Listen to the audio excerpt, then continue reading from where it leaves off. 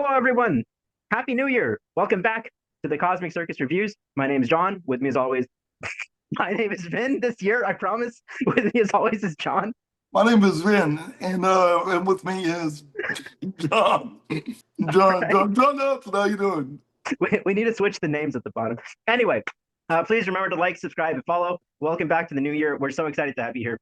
Today, we're talking about Flow, a great Latvian movie directed by Gints Zilbalodis, written by Gints Zilbalodis and Matīss, music by Gints Zilbalodis and Richard Zalupe. The running time is only 85 minutes, animated, no dialogue, co-production of Belgium, France, Latvia, budget 3.5 million euros, but the box office $6.4 million already. Very, I think, under talked about film, very kind of obscure. This wasn't even really on my radar until you told me about it, John. What brought you to this movie? Why were you interested in it?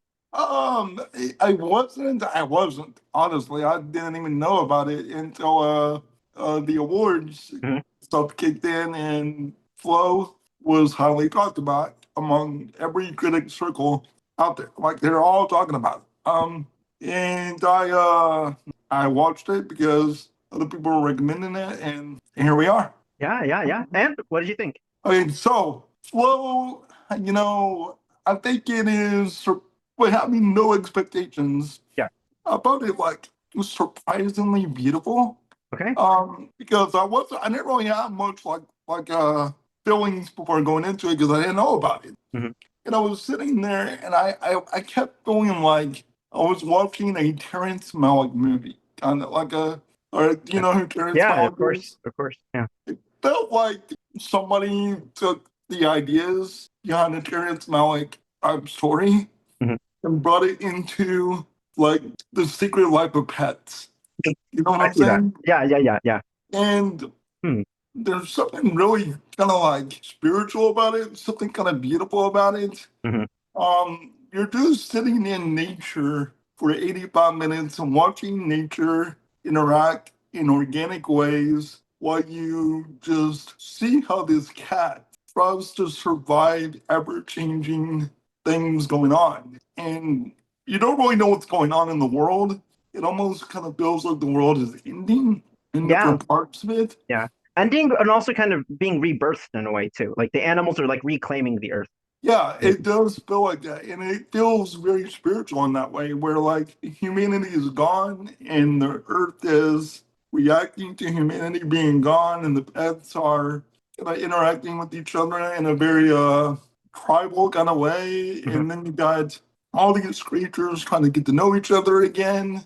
You know, the director said that he made the movie because he didn't he doesn't like working with other people. Oh, And really? yeah, he doesn't like working with other people. So this is kind of like his presentation of trying to understand what it's like to work with other people and trying to, like, adapt. Mhm. Because he's never worked on a project with a collaboration, Mhm. and this was the first one. Wow. And in a way, it kind of feels like a poem about Very that, much. Yeah. about trying to survive in a ever-changing world that you don't really understand, and you're trying to adapt, and you're just a stubborn cat Mhm. trying to adapt in this world. And I found it, like, incredibly beautiful. There's, like, these little moments of just lovely animation Mhm. where it's simple, but it's also beautiful, Yeah. like a whale jumping out of the water, Yeah. which took my breath away. Yeah. And with like the sunsets and there's the aurora borealis and yeah, some really spectacular shots in this. And I don't know if you know this, but they did no previs on this at all. They Oh, did well. no Well, previs. They didn't know, like, how do you call, like, they didn't know, you know how, like, storyboarding. There was no that's right. storyboarding. Yeah. They were capturing the world as it went along, and, like, they used, like, apparently, like, they used a virtual camera to kind of figure things out. Oh, okay. Um, I thought it was pretty good. What did you think? So also, I didn't know anything going into this, like nothing at all. When I first started it, um, I was my first thought was, wait a minute, this is a foreign film, and then I was looking for the subtitles. I'm like, there's no English subtitles. What's wrong with this? And I looked on the internet, I couldn't find English subtitles anywhere because there's no dialogue in the movie. You don't need subtitles at all. But it's kind of meditative. It's kind of like it kind of like draws you in. It's very immersive. like you're saying, I like the kind of like the deeper themes about environmentalism, about humanity, about like the future of our Earth, our impact, and what lives beyond humans. Um, and just from the animals' point of view, I thought it was incredible how they capture like some of the like unique nuances and the characteristic features of a cat, of a dog, of a monkey, of a bird. Like you Yeah. will look at that cat and it feels like a real cat. And it acts like a real cat, but also that monkey's acting like a real monkey. That dog's acting like a real dog. Like so, they really study the animals to authentically try to capture. And then as the movie goes on, I felt they became a little bit more human like when they start steering the boat and they start working together with the rope to try to save that boat in the tree, like things like Yeah. that. Like, and I wonder what they're trying to say about that. That like they go kind of from being more animalistic to being slightly more human-like and intelligent in the way they're collaborating. Maybe um, the monkey stole the show And, from me, of and course. Mhm. and kind of like nasty in some ways too, like that thing that A little bit. happens. Like there's a point where like a bird attacks another bird, Yes, which I yes. think is one of the most heartbreaking scenes in the film. Um but yeah, they do kind of evolve throughout the film in a more humanish manner, but I think that's kind of just to give it a little more character, just kind of make it a little relatable because watching animals just be animals probably wouldn't be interesting the whole time. But I do think that's kind of intentional, just Mhm. just to give them a little more character. I think. Oh, I want to say a couple more positives before we move on to negatives. Yeah. What I really liked is like each of the animals are so characteristic, but they all work together and they all like contribute meaningfully to the story. But now I want to transition to my negatives because I felt that maybe some of the animals were a little bit I don't know, kind of like tokenized.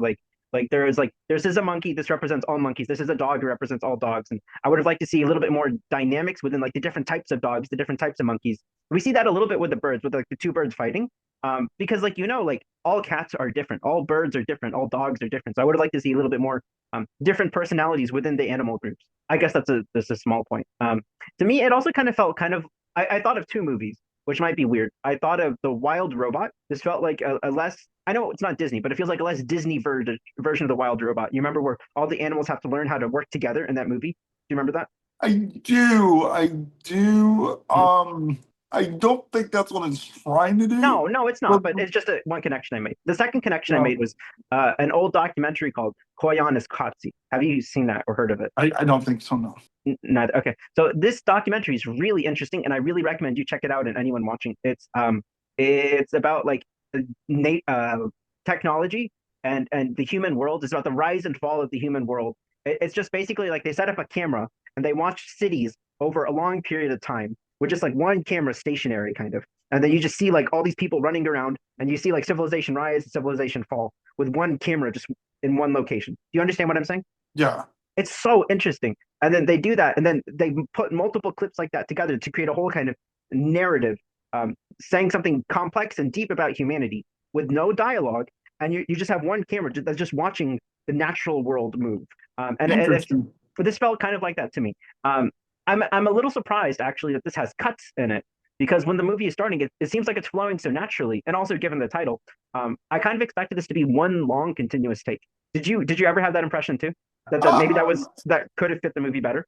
I don't know. Like I said, I think that's kind of why I compared it to Terrence Malick, Mhm, because like Terrence Malick will have long takes in different mhm, times. mhm. Then it will cut to like a baby's hand for no reason, just like, oh look, a baby's hand, or a sunset, or like a Yeah, flower. yeah.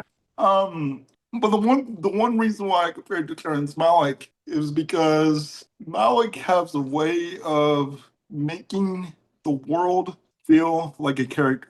Like Yeah. he makes the universe feel like a character. Like, I don't know if you ever seen the New World with the where it's kind of like retelling Pocahontas with Malick. No, I haven't seen that one. No.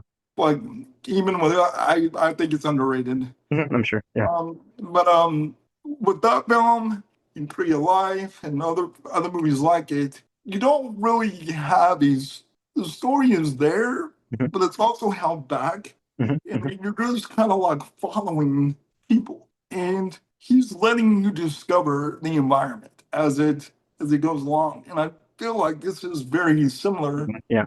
where you're a part of this animal just learning about the new world, and it's beautiful in that way. And I love the way Malik does it, where he just makes different things feel like a character on its own, like a rock, like nature, dinosaurs, like Mhm. randomly in the tree of life, dinosaurs are in it. Um, I've seen it, but wow. you Are have they seen it. no, are they CGI or what? So in the tree of life, like it's ever expanding. It's going from like the beginnings of the Oh, world to the end of the okay. world, and it's like going this like entire journey from like just it's very poetic. It's just like this, very poetic, very held back. You know the story that's going on, but it's also holding everything back. Hmm. It's kind of like letting you kind of like put together the information on your own. Hmm. And man, I dig it. I dig it. On that And point, I did have a question. How did you feel about the plot of this movie? Did you feel was this specifically structured, or do you feel kind of like maybe they were improvising as they went along? I do think there's a little bit of improvisation there, but I think they're pretty clear on that. Hmm. Even from like the things I heard about from the making of it, Hmm. a lot of it is kind of improv in a way because, like I said, there's no previous on this. They didn't Yeah, storyboard a lot of yeah. it, and I think it's even more impressive that they did not do that. And Especially with, um, with something animation so difficult to make. Everything has to be so meticulous, right? yes, yeah, and I think it's like because you're looking around and like they have like boats, they have water, Hmm. they're capturing animals, and for them not to do a lot of previews on this, I think it's like a miracle of an animated film Yeah, that a lot of this was just organically done yeah. from beginning to end, just kind of like you're writing a poem, just Hmm. freehand. Yeah, and I So think like we were saying, like I think there is a kind of a natural evolution about the animals maybe becoming a little more human-like by the end. Like so, there is some kind of thematic structure to it. Even if the yeah, plot is kind of they're just exploring around, and then this happens, and then but they're building relationships and connections. Like there is some kind of development and growth over the movie. Um, I I think also another positive or negative. I liked the music, but I felt like it could have been a little bit more dynamic. I think it's really interesting that the writer and director was also the composer. Like this one guy, you're talking about collaboration, but he's mhm. at the DNA, the essential DNA of this whole movie is him. But the music is not bad. For It's just not being bad. him, No, it's it's not. actually It's pretty not bad. good. It's not bad, but I think I don't know because there's nothing else to listen to. I think I was expecting something a little stronger with it. I'm not sure. That might just Yeah, be a I me mean, problem. Yeah. it feels like like it's a movie craving for like a Hans Zimmer score, kind of. You know, it's like you Maybe. want something swelling, kind of a little more. Hmm. But the little things that he does put in there, like there's like a little score Hmm. at the beginning and the end that just like I don't know why he just like gonna hit me right here. Sure. Like I could just Sure. like throw it in my chest. Yeah. And there's one part I'm not gonna like. I'm not gonna say exactly what happens, but like an animal floats, you know, and Yes, there's I wanted to ask you about that because what is that? there I think Aliens? no, I think it's death. I think that animal died. I think Oh, I think it died because like it was injured, and I think it died. that's beautiful. That's a beautiful way to show it then. Because I Yeah. I did I didn't catch that, and I was just I played it like 3 times. I'm like, what is going on here? What happened? Did I? But that's what I'm saying is holding it back, but kind of like Huh. an Uh-huh. Yeah, it is a little because bit surreal. Uh-huh. but kind of like an animal, you're discovering everything without having full knowledge of it. Hmm. No, like that's kind of what I like about it is that you're just if you were a cat, you're not gonna know what the hell is going on. Just like Yeah. just these things are very surreal for a cat probably. Yeah. And that's kind of what I think is gonna be kind of beautiful about it, even though it is a little frustrating from a mainstream perspective to tell a story without being clear Hmm. of what you're showing people. Hmm. Um yeah. But I think that's part of that was the intention behind it, right? It's not trying to do something mainstream. It's just trying to do something natural, something poetic, something beautiful. Just cats Right. are not going to talk, right? So he's like, let's just put a camera on this cat and let's just see what would happen to this cat in this kind of world, right? And just like if the world were ending, like I mean, to me, in my opinion, if the world's gonna end, it's not gonna be explained why it's ending. It's just or whether it's ending or being rebirthed or Mhm. changing, you're not going to really know why it's happening, That's a probably. great point. And in fact, the point of view of the story is it's after the changes have already happened. This is post-apocalyptic. The humans are Yeah, gone already. And imagine if, like you said, if you're a cat who was just born in that generation, you have no history of the generations before you. There's no textbooks. So if you're just no, a cat, you're just gonna wake up and say, "Oh, this is my world," yep. and you're not gonna have any context of how the world got here. But you just know this is my world, and these are the animals I'm interacting with, and this is we go forward. And this is what's happening. And this is Yeah, what's happening right now, right yeah, here, right exactly. now. And things are going on. Floods are happening. Earth is shaking. Things are evolving. Yeah. Well, I guess I need to run now. You know, like I have one more question for you because you're a dog owner, right? two dogs, no cats, no Okay. cats. How I did you don't know, feel? but I don't know if I can handle a cat. All right. How did you feel about the dog representation in this movie? Was it accurate? Was it uh, authentic, faithful? I don't. I mean, like it was generic. I mean, like I don't think, Hmm. but I don't think it really needed to be more than that. Right. I think dogs can be like that sometimes. They can be a little generic at times. I felt the But dogs in this movie were very dumb. And um, my impression watching this movie was this is made by a dog hater. and he probably is. He probably likes cats more than he likes dogs. And to be honest, I mean, I own two dogs. One of them is pretty generic, and one of them is pretty smart. Like, Okay. and I love them both Sure. equally. Sure. I love them both equally, but like I joke, I have one dog that I joke that one is my special dog, and this is my extremely intelligent dog who also has anxiety. Uh-huh. Oh. But they're both very, very equally in my heart. Hmm. So they can be generic. Hmm. They can be at times, but that's okay. I love them even when they are generic. So yeah. Maybe it was faithful. Maybe it is authentic. What a bit, but I understand the point you're making, though. Hmm. For a narrative purpose, Hmm. I can see why you would crave a little more personality within all the dogs because And all the animals in general. Yeah. they were all carbon copy dogs, kind of like it. Hmm. They didn't really have, besides like one dog, The one dog at the end. Yeah. but most of them are pretty much the same. But I do feel like the monkey had his own personality. I do feel like the bird definitely had its own personality, and I do think there is different flavors that are there. Yeah. Maybe just not with the dogs, but yeah, Dog hater. yeah. I had three parakeets growing up, and each of them were so incredibly different. Like these little birds like this, but each of them had such completely different personalities and interests. So maybe I was expecting something a little more exaggerated, I guess, from the personalities.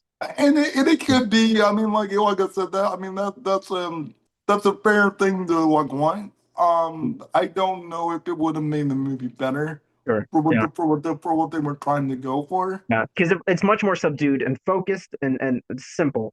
That's what they're going for. Yeah. They're trying to go for simple, and they're trying. Like the cat is the main character. Yeah. Did you feel it was a little too long, or did you feel it was the right length?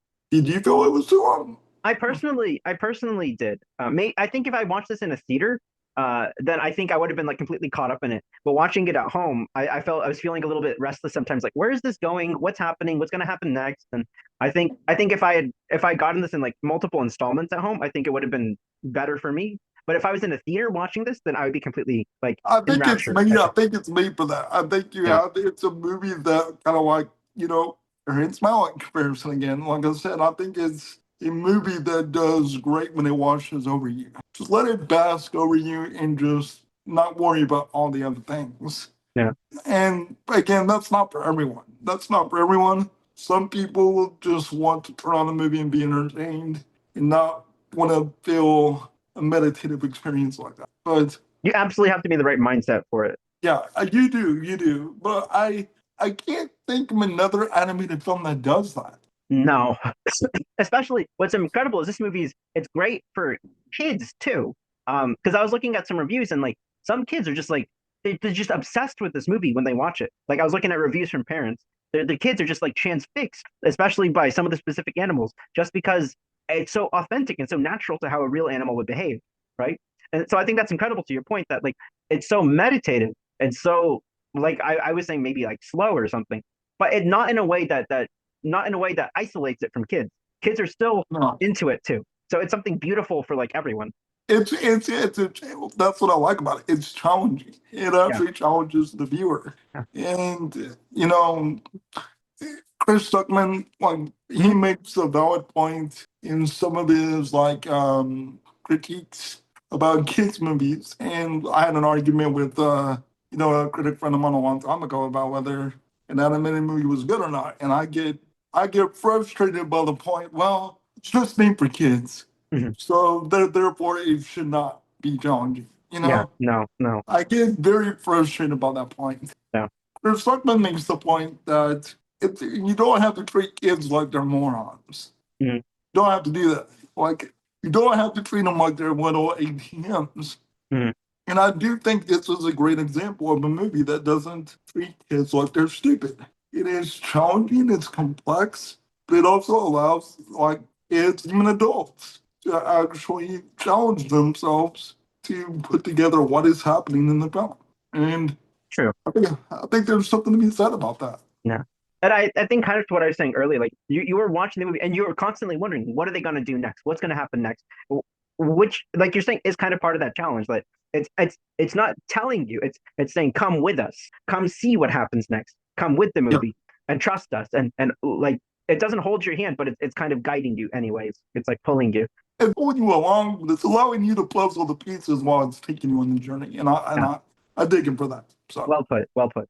Anyways, I'm like, I was surprised. I really enjoy this. And I don't think it's something I ever would have noticed really, but it's starting to pick up a little more buzz. So I'm interested to see what happens, especially come like Oscar season, and to it see how will this it does. will it will get nominated. I don't think it's gonna win. Mhm. I think based on everyone I'm seeing among critics, the Wild Robot has all the steam right now.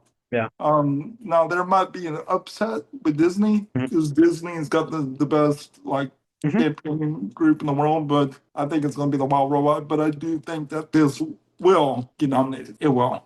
I think this obviously is less sentimental than Wild Robot, but I think this is aspiring to something a little bit higher and asking something a little bit more. So it's not for everyone probably, but I think I appreciate this a little bit more maybe. But Yeah. Wild Robot it's just going for something different, even though they're kind of similar. It's just completely different, and that has such powerful themes about motherhood and parenting, and it's just operating in a different way, even though It's the a different context is wavelength. similar. Yeah, It's a mother and son film, and this is more a meditative poem yeah, in such a way. Like yeah. it's not a parental film. I love that movie because it's a parent film, and this one is like different. No. But they're both so good. So like if you're watching this, I really recommend watch both of these because they're both great. And it's like, it's like getting the same meal in like two different kitchens. Yeah, It's similar ingredients, but like totally different chefs. right, I don't right. Anyway, guys, thanks for watching. If you like this review, be sure to like, subscribe, leave a comment below. Have you seen Flow? Go check it out if you haven't yet, and let us know what you think. I'm Vin. You can find me on Twitter and Blue Sky. I've been Writes Words. I'm John, and you can follow me at Twitter and Blue Sky at John Movie Watch. And be sure to follow thecosmiccircus.com on Blue Sky and Twitter at MyCosmicCircus, where you can find more reviews, articles, editorial lists, opinions like the one you just watched. Thanks, guys, and see you next time. Enjoy the new year. Bye.